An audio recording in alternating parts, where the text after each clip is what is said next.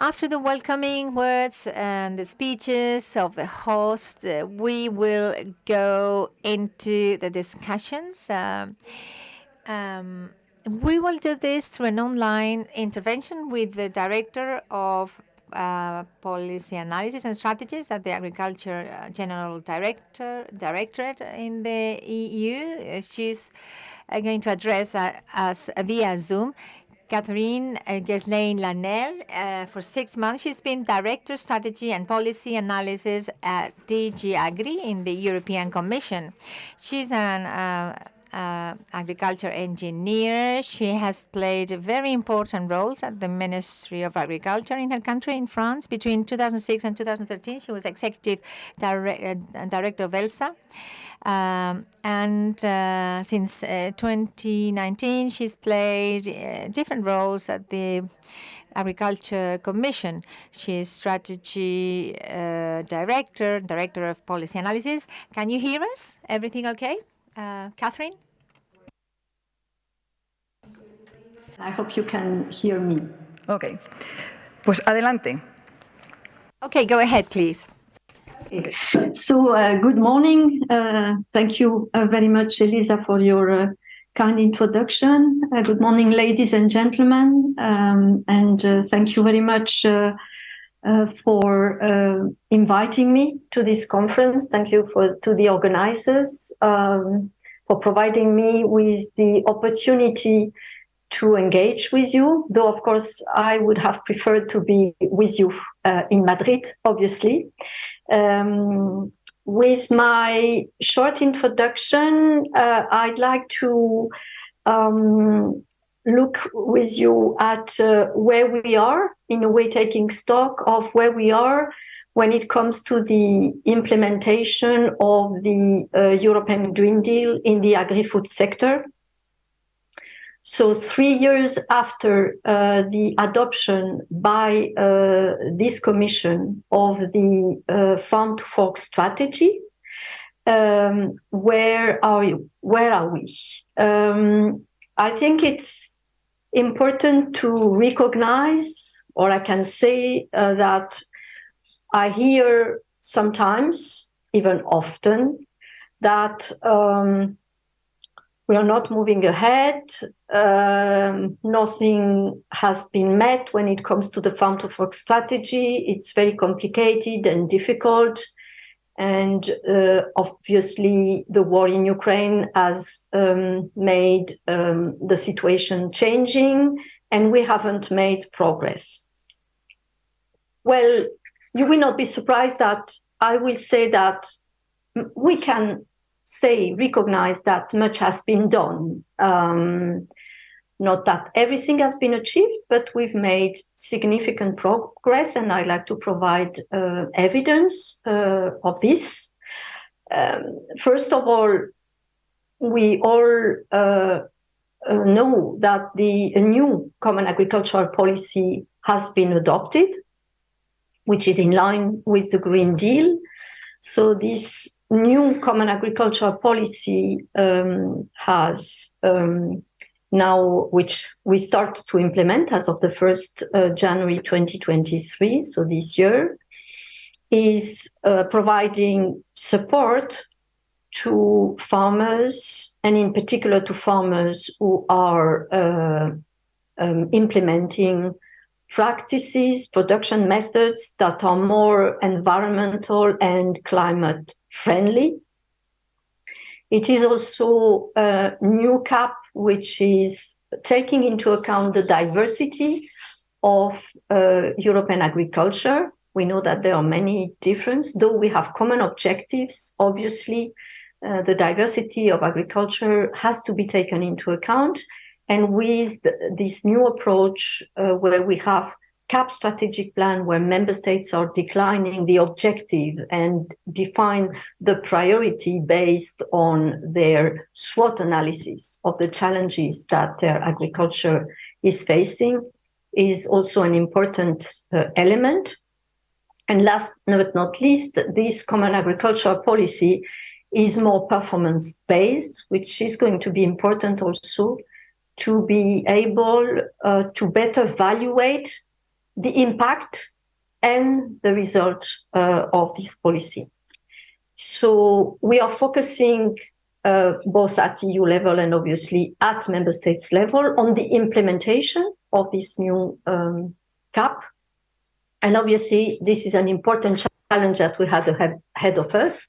And what we need to do is make sure that farmers will be able to be adequately supported to transition to a more sustainable and resilient farming system. Evidence also of the fact that the Farm to Fork strategy is making progress in its implementation is that we have also adopted and started to implement also an action plan on organic farming. You will remember that we have set ambitious targets. Some people are saying too ambitious. Let's see what the future will show and demonstrate, but it is important that we continue to support these organic farming systems. So this action plan has started to be implemented to make sure that we also provide adequate support, not just funding, but also adequate support to those farmers that are embracing these practices. Obviously, the Farm to Fork strategy was also about, new legislation, and there is ongoing legislative process in the context of the implementation of this strategy. Let me mention that the co-legislators, Parliament and Council, have adopted a regulation on deforestation, which will help ensuring that Europe is not importing products, and in particular agricultural products, which are resulting or inducing deforestation in third countries. That was an important achievement. And of course, we are at the moment, we've presented to the Parliament and the Council this so-called sustainable use regulation, which is about, the use of pesticides, where we translate into regulatory targets the reduction of the use of pesticides. Let me say here a couple of words about this text, which obviously is considered as being bold, which is also demanding, I would say, reducing by 50% the use of pesticides in Europe by 2030 is quite ambitious. And we are well aware, because we are engaging very much with you, with stakeholders, not only in Brussels, but also at member states level. We know that it creates, it's very divisive, and it creates uncertainties and concerns. And that's important maybe to look at this now. I think that, and maybe you will challenge me on that, nobody is contesting really the need to reduce the use of pesticides. Then, of course, on the level, there may be discussion on the pace of this reduction, on the how we make it happen. There are discussions, there may be discussions and debates, that's normal. But on the objective, I think we all agree that this is important. Why is it important? We think that an EU agriculture with less pesticides is also an agriculture which is less dependent of chemical inputs, meaning it is a more autonomous or resilient, whatever the word we select. This is also an agriculture which is better preserving water, soil, air, and in general, natural resources. So basically, this is an agriculture which is also preserving on the short, medium, and long term its ability, its capacity to produce and to remain highly productive. So make sure that we can ensure on the long term the capacity of Europe to ensure its food security, an objective which is close to our heart and that we cherish, and for which we have seen over the last couple of years with the different crises that we have to face, both COVID as well as the war in Ukraine, how important it is to have strategic autonomy in this sector. Obviously, it is not easy to reduce the use of pesticide. I think I can safely say that it is not just reduce it and do not change anything in the way we farm, our practices, our production systems. It is obviously you need to rethink, sometimes redesign your production system, change your practices, and we need to make sure that we support our food chain, and in particular our farmers, with adequate funding. I mentioned the CAP, but it's not just about the CAP. We need also to recognize that there may be a need also for investment, and we have, in addition to the CAP, and in particular the Rural Development Program, where we have support to investment, we also have other tools to fund investment at farm level and in the EU food chain. We need also to make sure that we provide assistance, advice, technical assistance, advice, and that we will also rely not just on public policy and public funding, but also on the support from the other key players in the food chain. I'm here thinking about the food industry, basically. And I think we need also to develop further funding. I'm thinking here about carbon farming, which might be very helpful in the context of this transition. So just to say here that obviously the text is on the table of the two co-legislators, Council, Parliament, and we are working with them to see how we can help to find a good compromise on this text, meaning in terms of, the targets as well as the pace and the practical modalities also of the implementation of this text. In the upcoming weeks, we will also come with a new legislative package, as this was planned earlier.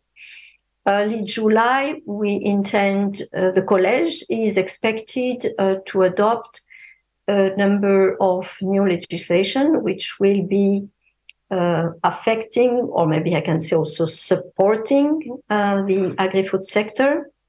I'm thinking here about the legislative proposal for new genomic techniques, which aim at helping our seed sector to put on the market, the seeds that we need to face climate change and be more sustainable while being more competitive. So that's very important text.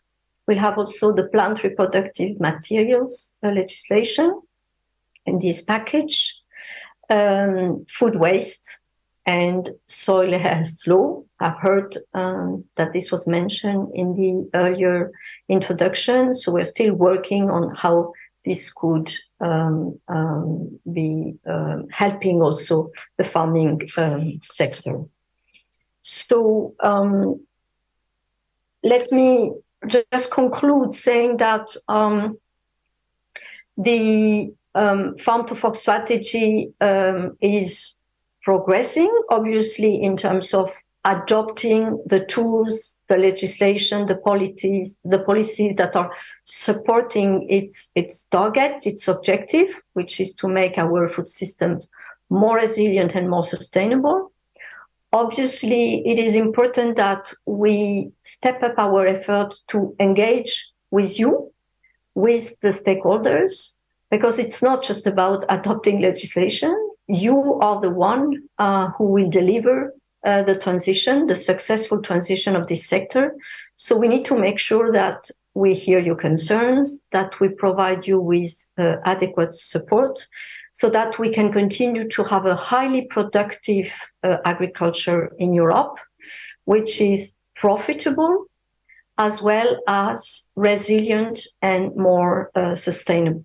In that context, let me thank the organizers again for inviting me, because I think this conference is very important. It's an important step, not the only one, but an important step in this dialogue that we want to reinforce with you, the stakeholders, and that we will be happy to continue to engage with you in the coming months and years, and in particular, in the context of the preparation of what will be the post-2027 CAP. Of course, we're not going to start immediately talking about the CAP itself, but we need to work together to see how we collectively envision our farming system for 2040, before, of course, we then, with the next commission, the one that will start working as of the end of 2024, will present its proposal on the future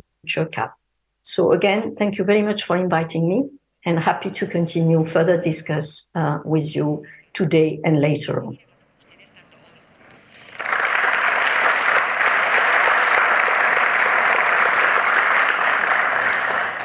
Muchas gracias, Catherine. Thank you very much, Catherine.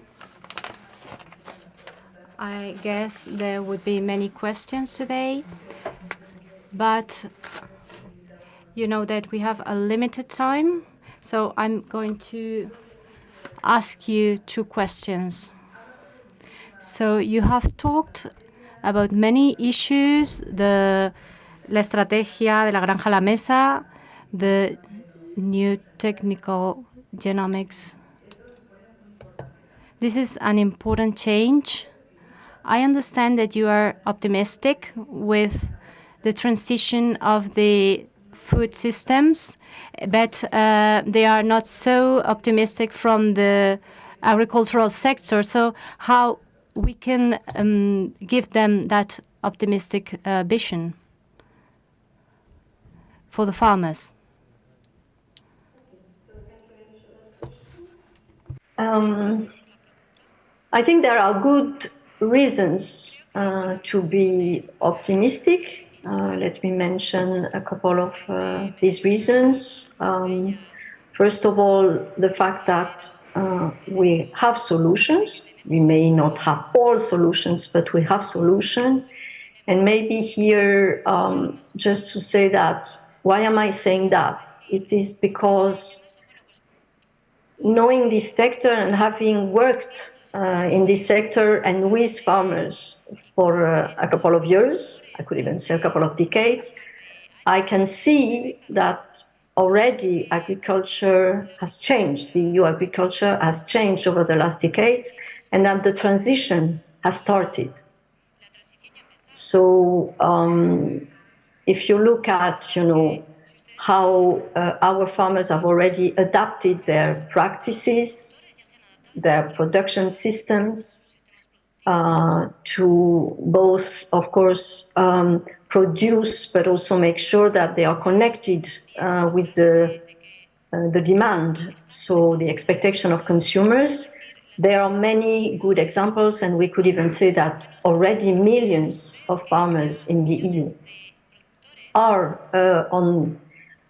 using sustainable practices and production methods. Let me mention all those who are implementing organic farming, but also not just organic farming, but also those who are implementing agroecology, regenerative practices, conservation agriculture, and so on and so forth.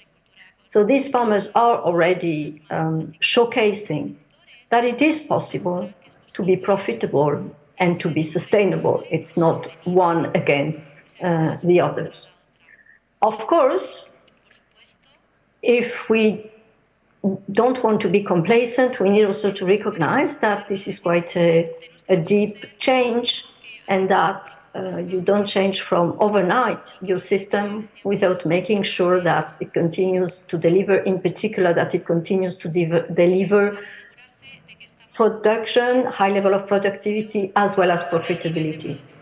So that's why we need also to look at the pace of this transition, the support, but it is important to recognize that the transition has started. And to be also maybe transparent with you, I think that we, as policymakers, we should try also to make a better job when it comes to communicating, evaluating the evidence that the transition has started. And we are working at DG Agri to see how in the coming months, by this year, we could share with you, stakeholders, but also with the general public, the evolution of the performance of EU agriculture over the last 20 years. And here, when I talk about the performance, I am not only talking about the economic performance, but also its environmental, climate, and social performance. So I'll look forward also to discussing and sharing with you this information so that we can also make sure that we have a baseline, but also that we are able to recognize that much has been done when it comes to the evolution of our agriculture to more sustainable practices. Muchas gracias. Estamos fuera de tiempo, pero voy a permitirme, ya que... We're out of time, but as I'm the one that is organizing this, I'm going to do another question. We are organizing the new CAP, but we are also working in the next common agricultural policy. So could we tell us how this new CPA is going to be, this new legislation? We didn't implement the first one, and the next one is already arriving. So could you tell us 3 points of this new legislation? Okay, I can be short here. It would not be serious for me just to let you know what will be in the future CAP, because we haven't started to engage with you on that. And this is what we will do, as I said, in 2023 and 2024, so that we can propose to the next Commission in 2025 a new legislative package. So we will start engaging with you this year, not just on the CAP itself, but maybe starting with how we envision, agriculture in 2040, 2050, before we look at how the CAP can help to deliver that dream, let's call it the dream that we have for our agriculture on the medium term. So this is what we will do. And we want to engage with stakeholders very soon on that. You mentioned that it may sound a bit strange to start engaging now on the future CAP, though we are just implementing the current one. This is a cycle, the institutional EU cycle. And it is important that we start preparing the post-2027 CAP. So look forward also to discussing with all of you on this important future CAP. Muchísimas gracias. Thank you very much, Catherine, Geslain-Lanéelle.